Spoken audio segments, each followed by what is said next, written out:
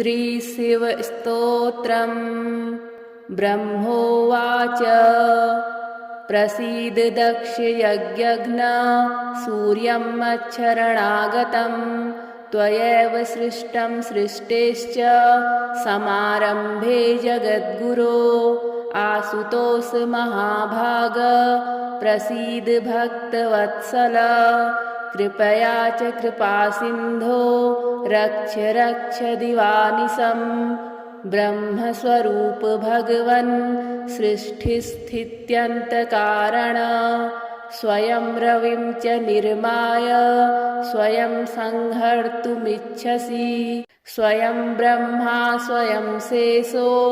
धर्मः सूर्यो हुतासनः इन्द्रचन्द्रादयो देवास्त्वत्वोभीताः परात्पर ऋषयो मुनयश्चैव त्वां निसेव्य तपोधनाः तपसां फलदाता त्वं तपस्त्वं तपसां फलम् इत्येवमुक्त्वा ब्रह्मा तं सूर्यमानीय भक्तितः प्रीत्या समर्पयामास शङ्करे दीनवत्सले शम्भुस्तमासि संकृत्वा विधिं नत्वा जगद्विधिः प्रसन्नवदनः श्रीमान् आलयं प्रययौ मुदा इति धात्रीकृतं स्तोत्रं सङ्कटे यः पठेन्नरः भयात् प्रमुच्यते भीतो बद्धो मुच्येत् बन्धनात् राजद्वारे श्मशाने च मग्नपोते महार्णवे स्तोत्र स्मरण मात्रेण मुच्यते नात्र संशयः प्रसीद दक्ष यज्ञघ्न सूर्यं मच्छरणागतं त्वयैव सृष्टं सृष्टेश्च समारम्भे जगद्गुरो आसुतोष महाभाग प्रसीद भक्तवत्सल कृपया च कृपासिन्धो रक्ष रक्ष दिवानिशं ब्रह्मस्वरूप भगवन् सृष्टिस्थित्यन्तकारण स्वयं रविं च निर्माय स्वयं संहर्तुमिच्छसि स्वयं ब्रह्मा स्वयं शेषो धर्मः सूर्यो हुतासनः इन्द्रचन्द्रादयो देवास्त्वत्वोभीताः परात्पर ऋषयो मुनयश्चैव त्वां निसेव्य तपोधनाः तपसां फलदाता त्वं तपस्त्वं तपसां फलम् इत्येवमुक्त्वा ब्रह्मा तं सूर्यमानीय भक्तितः प्रीत्या समर्पयामास शङ्करे दीनवत्सले शम्भुस्तमासि संकृत्वा विधिं नत्वा जगद्विधिः प्रसन्नवदनः श्रीमान् आलयं प्रययौ मुदा इति धात्रीकृतं स्तोत्रं सङ्कटे यः पठेन्नरः भयात् प्रमुच्यते भीतो बद्धो मुच्येत् बन्धनात् राजद्वारे श्मशाने च मग्नपोते महार्णवे स्तोत्र स्मरण मात्रेण मुच्यते नात्र संशयः प्रसीद दक्ष यज्ञघ्न सूर्यं मच्छरणागतं त्वयैव सृष्टं सृष्टेश्च समारम्भे जगद्गुरो आसुतोष महाभाग प्रसीद भक्तवत्सल कृपया च कृपासिन्धो रक्ष रक्ष दिवानिशं ब्रह्मस्वरूप भगवन् सृष्टिस्थित्यन्तकारण स्वयं रविं च निर्माय स्वयं संहर्तुमिच्छसि स्वयं ब्रह्मा स्वयं शेषो धर्मः सूर्यो हुतासनः इन्द्रचन्द्रादयो देवास्त्वत्वोभीताः परात्पर ऋषयो मुनयश्चैव त्वां निसेव्य तपोधनः तपसां फलदाता त्वं तपस्त्वं तपसां फलम् इत्येवमुक्त्वा ब्रह्मा तं सूर्यमानीय भक्तितः प्रीत्या समर्पयामास शङ्करे दीनवत्सले शम्भुस्तमासि संकृत्वा विधिं नत्वा जगद्विधिः प्रसन्नवदनः श्रीमान् आलयं प्रययौ मुदा इति धात्रीकृतं स्तोत्रं सङ्कटे यः पठेन्नरः भयात् प्रमुच्यते भीतो बद्धो मुच्येत् बन्धनात् राजद्वारे श्मशाने च मग्नपोते महार्णवे स्तोत्रस्मरणमात्रेण मुच्यते नात्र संशयः प्रसीद दक्ष यज्ञघ्न सूर्यं मच्छरणागतं त्वयैव सृष्टं सृष्टेश्च समारम्भे जगद्गुरो आशुतोष महाभाग प्रसीद भक्तवत्सल कृपया च कृपासिन्धो रक्ष रक्ष दिवानिशं ब्रह्मस्वरूप भगवन् सृष्टिस्थित्यन्तकारण स्वयं रविं च निर्माय स्वयं संहर्तुमिच्छसि स्वयं ब्रह्मा स्वयं शेषो धर्मः सूर्यो हुतासनः इन्द्रचन्द्रादयो देवास्त्वत्वोभीताः परात्पर ऋषयो मुनयश्चैव त्वां निसेव्य तपोधनः तपसां फलदाता त्वं तपस्त्वं तपसां फलम् इत्येवमुक्त्वा ब्रह्मा तं सूर्यमानीय भक्तितः प्रीत्या समर्पयामास शङ्करे दीनवत्सले शम्भुस्तमासि संकृत्वा विधिं नत्वा जगद्विधिः प्रसन्नवदनः श्रीमान् आलयं प्रययौ मुदा इति धात्रीकृतं स्तोत्रं सङ्कटे यः पठेन्नरः भयात् प्रमुच्यते भीतो बद्धो मुच्येत् बन्धनात् राजद्वारे श्मशाने च मग्नपोते महार्णवे स्तोत्रस्मरणमात्रेण मुच्यते नात्र संशयः प्रसीद दक्ष यज्ञघ्न सूर्यं मच्छरणागतं त्वयैव सृष्टं सृष्टेश्च समारम्भे जगद्गुरो आशुतोष महाभाग प्रसीद भक्तवत्सल कृपया च कृपासिन्धो रक्ष रक्ष दिवानिशं ब्रह्मस्वरूप भगवन् सृष्टिस्थित्यन्तकारण स्वयं रविं च निर्माय स्वयं संहर्तुमिच्छसि स्वयं ब्रह्मा स्वयं शेषो धर्मः सूर्यो हुतासनः इन्द्रचन्द्रादयो देवास्त्वत्वोभीताः परात्पर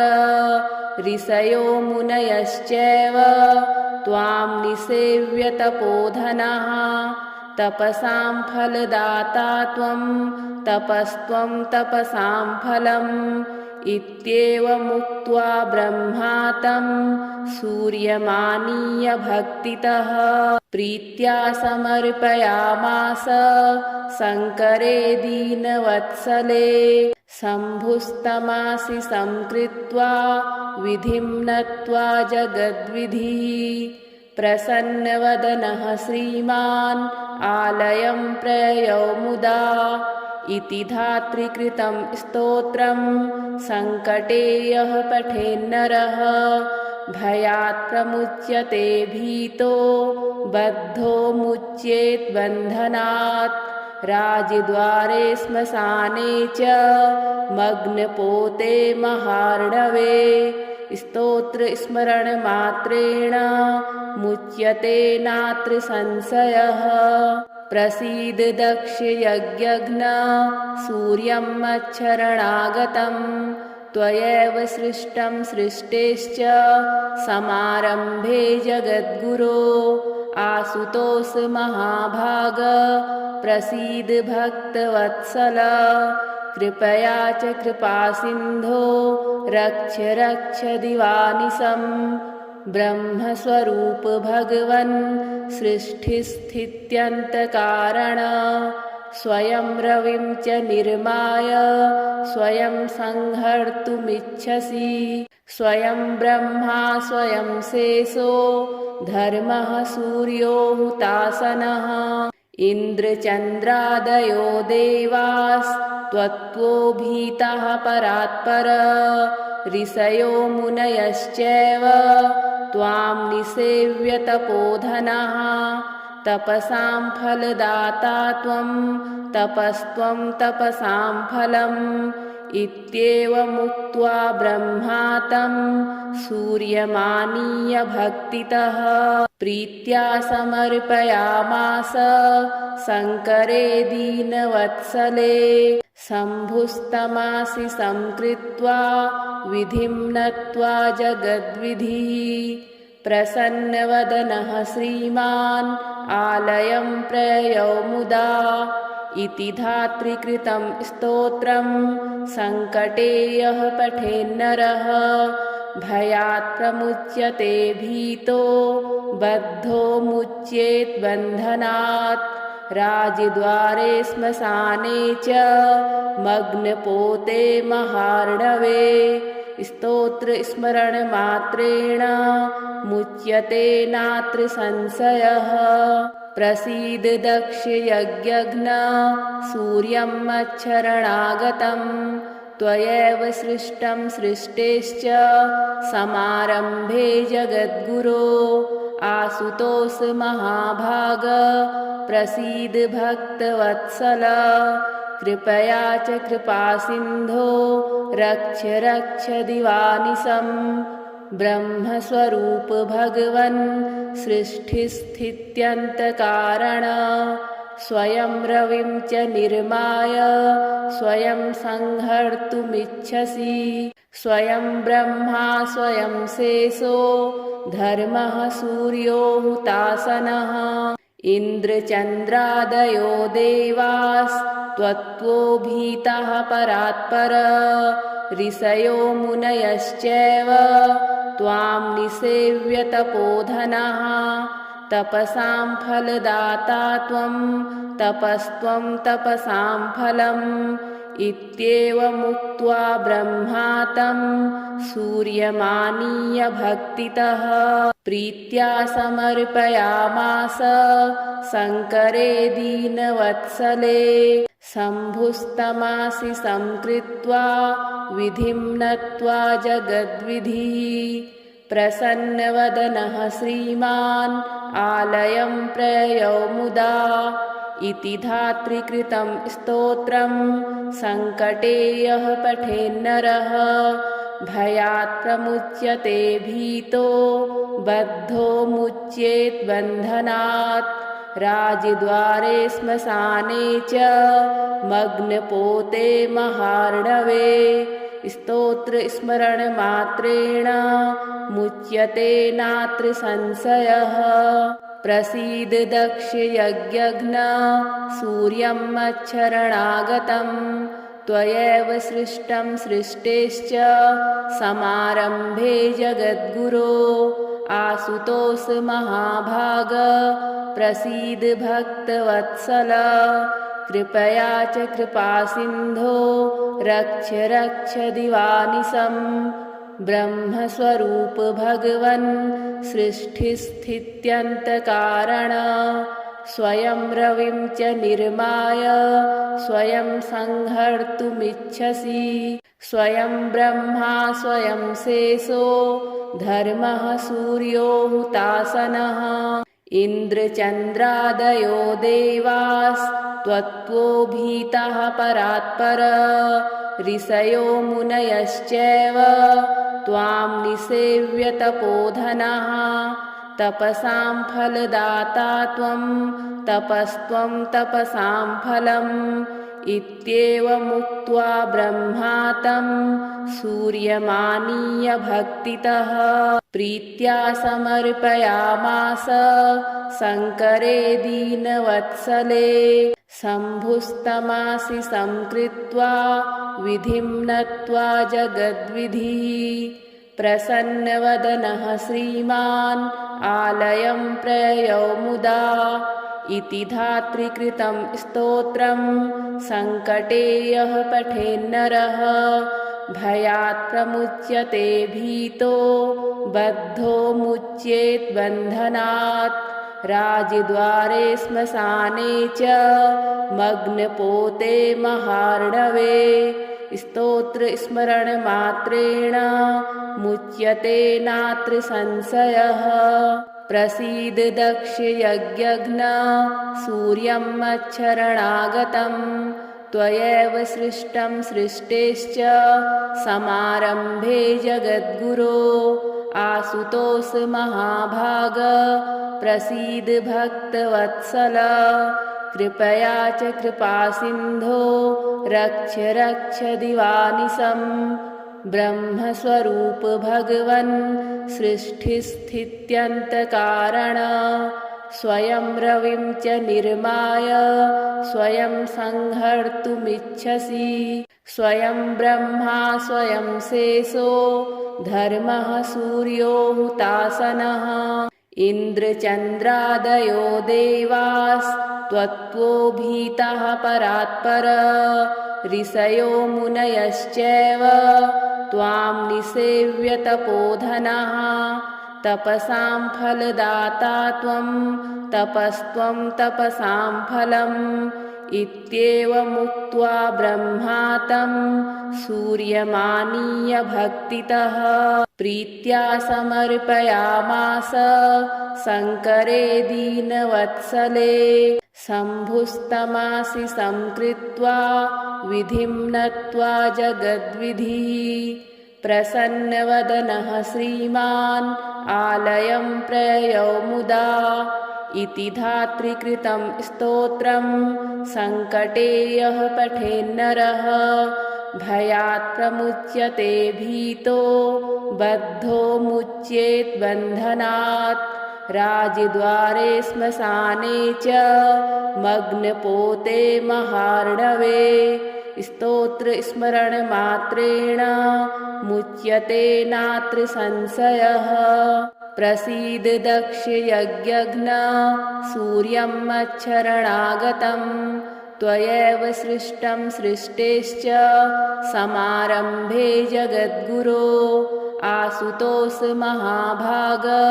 प्रसीद भक्तवत्सल कृपया च कृपासिन्धो रक्ष रक्ष दिवानिशं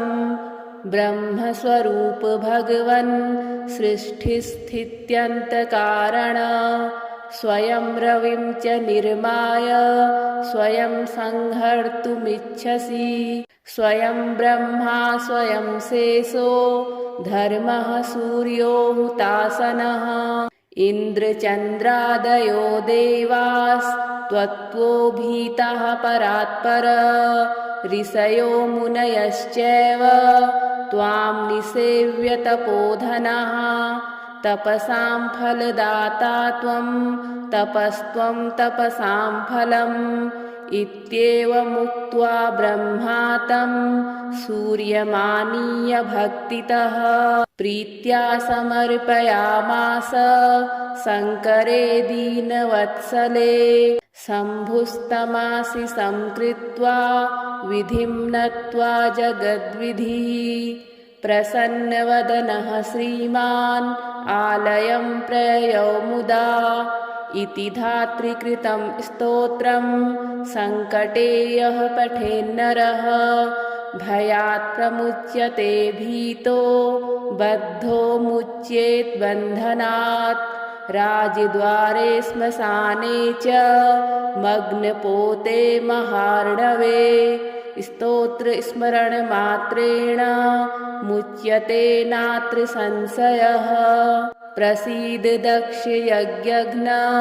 सूर्यं मच्छरणागतं